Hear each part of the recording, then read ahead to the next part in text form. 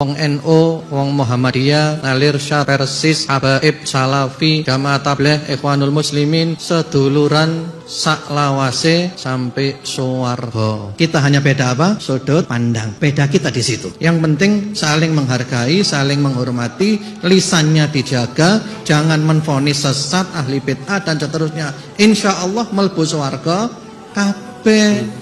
Orang itu kalau bacanya kitab masih khotom satu kitab, yang selain di kitab itu nggak ada, salah semua. Tapi semakin orang luas ilmunya, semakin bisa menerima perbedaan. Diisyaratkan orang awam untuk ngaji, untuk nuntut ilmu, jangan bodoh. Kalian kalau bodoh, gampang diombang-ambing oleh orang yang punya kepentingan. Baik itu ulama, baik itu orang kaya, baik itu adalah para pejabat. Kadangkala seorang muslim ini dengan gampang mengatasnamakan Al-Quran, mengatasnamakan As-Sunnah, mengatasnamakan Ahlus Sunnah.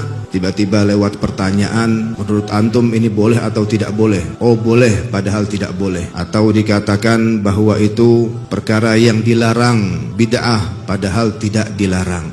Ibaratkan hidup di perumahan yang sama, yaitu Islam perumahannya. Tapi kita punya rumah tangga yang berbeda-beda. Ketika hal ehwal permasalahan yang menyangkut perumahan, maka kita bergerak dan bangkit bersama, membela bersama.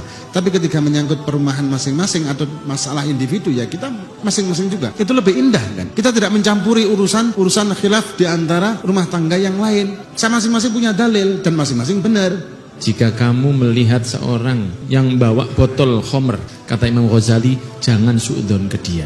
Padahal khomer jelas haramnya. Kalau kamu belum melihat dia minum, jangan suudzon dulu. Kalau kamu melihat dia masukkan botol ke dalam mulutnya, jangan suudzon dulu. Mungkin buat kumur. Nah, maka kita juga harus husnudzon ke saudara kita yang lain.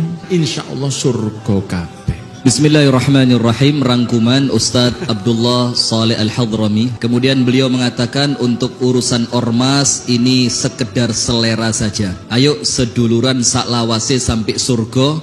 Dari Habib Jamal Ba'agil, salah satu yang paling menghalangi ukhuwah adalah ego atau nafsu. Kemudian dari Ustadz Farhan bin Talib, salah satu sebab perpecahan ini para ustadz yang punya follower. Kemudian ustadz itu terlalu berani berfatwa di medsos tentang sesuatu yang terkadang tidak benar. Kemudian dari Habib Asadullah bahwa persatuan dimulai dari diri kita sendiri. Dan yang terakhir dari Habib Muhammad bin Anis bin Sahab, jangan suudzon yang didahulukan. Imam Ghazali saja mengajarkan kepada kita, kalau ada orang Islam yang antum lihat pegang botol khomer, antum tetap husnudzon. Karena apa? Khawatir kalau kita suudzon ternyata yang kita sangkakan tidak sesuai apa yang kita lihat.